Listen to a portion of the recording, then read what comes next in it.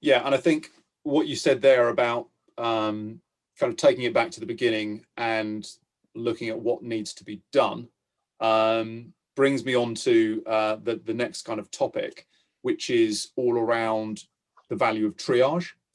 And I think there's a scale, or there's a journey at various points that triage input can come in there. How do you see that playing out in the market at the moment, and where do you see the core value of that? I think for most organizations, what they really need out of triage, and there's nuances to where you are in your maturity journey, but what you really need out of triage for most organizations is, how am I going to drive this piece of work to the most optimal route to market? With the exception of certain regulations in certain countries, there's not really a regulatory answer to this. There's not really a, it must be this, it must be that. There's value and impact questions to be asked. So to me, there's probably three common mistakes that triage processes make today.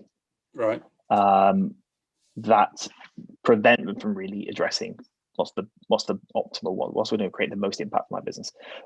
One of those is that you tend to have institutional problems behind it. And what I mean by that is, you might say, look, consultants don't count as headcount, but contractors do. Or you can use contractor headcount for contractors, but you can't use it for consultants. So you're driving people through institutional barriers. You're driving them to a route to market that's not necessarily the best route to market for the piece of work they're trying to get done. That's one. The second is probably that a lot of triage processes are underpinned by decision trees, and that these decision trees can sometimes be a bit easy to gain. You know, there's 10 questions. If you answer, yes to all of them, you're going to be told to go to the MSP. If you answer no to all of them, you're going to be told to go to the SOW route to market.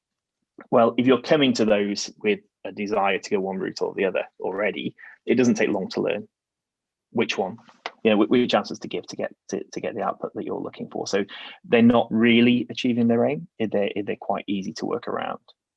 And then the third one is, I think, an issue of proactive versus reactive decision making. So I think what happens often is that as an organization, you've made this decision somewhere in the business, CPO level or global category head level, as to how you want to buy from the market. You've got a strategy as to how you want to buy.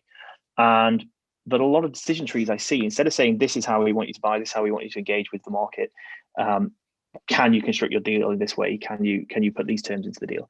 They tend to be quite reactive. They say things like, are you paying the vendor on time materials or for solutions?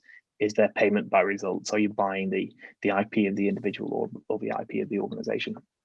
What that's doing is saying to the business, you construct the deal and we'll put it in place. That's the reactive nature of them.